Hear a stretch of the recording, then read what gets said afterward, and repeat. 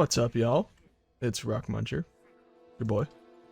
And I don't really know why I clicked record today. But honestly, I just felt like doing some old school cut calm, playing some TF2, some chill Huntsman gameplay, and talking about some shit, just yapping. Because I kind of want to yap right now. I want to talk today about reading books. It's something I've gotten back into recently, and it's something I distanced myself from for a while. I've always liked reading. I think it's fun. It's sick to forget about everything and go into another world. It takes some effort, and that's one thing that I forgot about, is like, reading isn't easy. Even reading simple books. It takes like a level of immersion that I think a lot of people aren't used to. They're so used to, myself included, playing video games, playing some TF2, watching a show, and you're still engaged. I mean, you're still like crying and doing things, but you're definitely not nearly as focused and using your imagination. I kind of missed that without even realizing it. I don't know where that soldier's going. He's on a mission. Gotta let him cook. Without even realizing it, I think I missed a little bit of that. I'm gonna fucking pan this guy. No, I'm not. I'm cooked. No, you're cooked.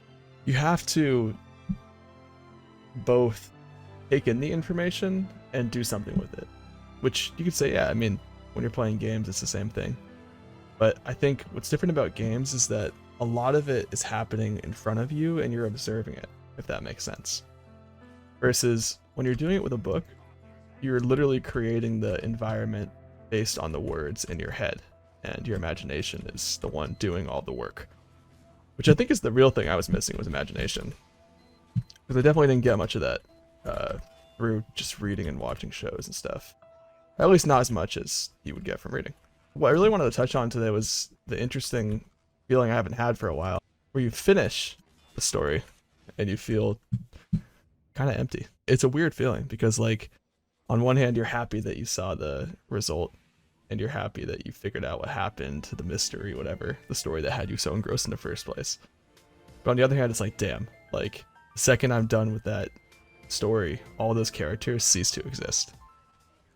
And it's a weird thought, because when you're really enjoying it and reading, the story is completely real. The only thing that makes it not fully real is the fact that you're reading imaginary characters on a paper. But what I'm trying to get at is that in your head, it's the same thing. These characters exist, they have personalities, emotions. So when they die by finishing a story, it feels like they're actually dead. And that's kind of sad. And I think it makes you sometimes regret almost finishing a story. You have to leave those people behind. And it got me thinking a little bit. Maybe this is just a little bit of a stretch. But to me, it kind of reminds me of how it feels to lose somebody.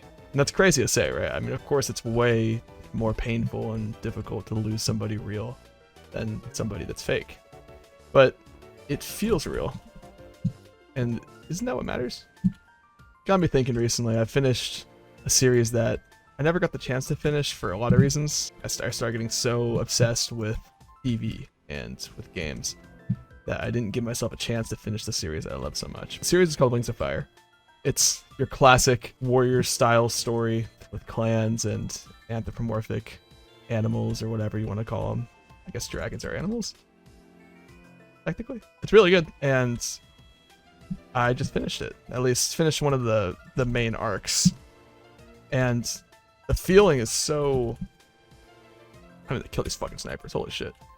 But I finished it recently, and the feeling was very sad. I'd become so, like, entranced with all the characters that I found myself, like, doing like I lost somebody when I finished the arc, because I knew that I wouldn't be there with them anymore. That sounds a little bit silly, they're fake characters, right? But when you're reading a book, maybe this is just me, you get so invested in things that are in your imagination that the line kind of blurs between what's fake and what's real. I recall going downstairs after reading 2 of the books in one day, and I honestly had difficulty knowing what was you got fucked, what was real and what wasn't. Like, I started saying lines that characters would say in the book and like thinking like that, because that's what I've been immersed in fully. That's what I've been experiencing. So even if it's not technically real, it's been real to me. There's something I kind of noticed about imaginary characters, and it's that, like, they're not really gone. I found myself actually inspired by fake characters to take actions that I haven't been for a long time.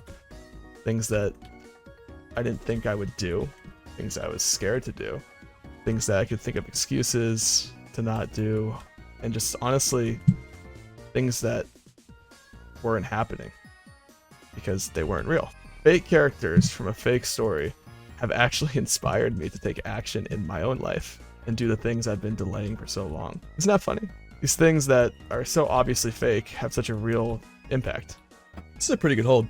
This is one of the hardest holds I feel like on this map because it's so open that the opportunities for these snipers down in that corner, especially, just make some moves and some big picks are all there. But I don't think their medics are really doing anything huge with Uber pushes. Why we're still holding. And our engineer is also popping the fuck off. Back to what I was saying, I think that it's really cool how fiction has the potential to influence. I might have been a spy who just went past me. To influence and completely change people in real ways. So at that point, it got me thinking, and the whole point of this video actually was like, is that stuff really fake? And of course, okay, the characters are fake. No shit. I'm not trying to make an argument that characters from stories and books and movies and whatever fucking media you're talking about are real. All I'm trying to say is that the effects they have are pretty damn real or have the potential to be. It's kind of hard to say whether these things are completely fiction. If a character directly influences you, it doesn't really matter if they're in your world, if they're influencing your world. Their effect on the real world is real. And I find that pretty comforting in the fact of the grief that you feel when you finish a good story. Those characters aren't actually dying. They're simply just not real in the sense of how they're written. They're real in the sense of their personalities, in the sense of their effect, in the sense of the unspoken things.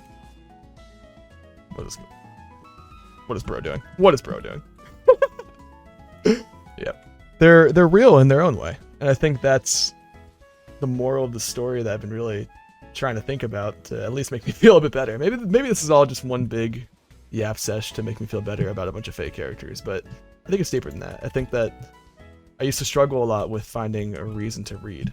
And this is my OCD brain speaking. This is my you need to be efficient 24/7 brain speaking.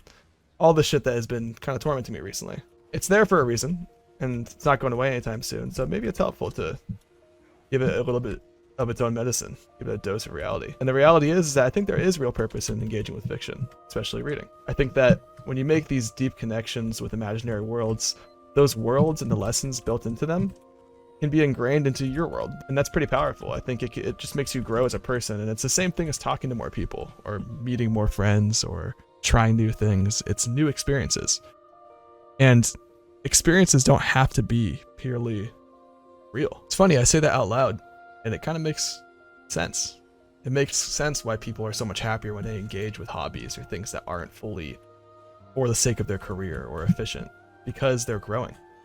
Everything we do is living, whether it's real or not. Anything we make, anything we experience is real. Maybe not real as in, oh, I can go talk to this character and we can, I don't know, shoot the shit, smoke a blunt. Who knows? But real in the sense of their effect. And that's what really matters. I guess we decide at the end of the day. So as cliche as it is, I guess I can really only thank the characters. Even though they're fake, they have influenced me in a positive way. Probably in more ways than I realized. When I was younger, like I said, I was a bookworm.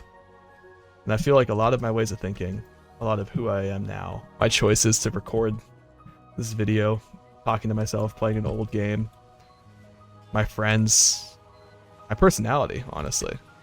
So much of it is influenced by stories. Are we cooked? Come on, team. This is a great view to see the end of the game. Oh, we're cooked. No. No. Speaking of the actual gameplay, this has been a decent game. Sometimes Huntsman is like fucking useless, and other times it does pretty well. Yeah.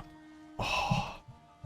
See, okay, when you get those reads, this is maybe just me being dumb and me getting carried by the Luxman. It doesn't feel like entirely luck. I mean, there's some skill involved there. That guy's ran right past me. Fucking idiot.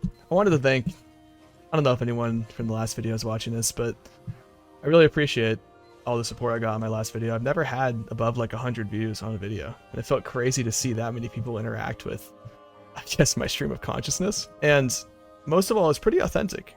I felt like that was a pretty deep look and a pretty vulnerable thing for me to talk about. And it's cool to see people resonating with it in some way, or at least understanding why it meant a lot to me. Or trying to.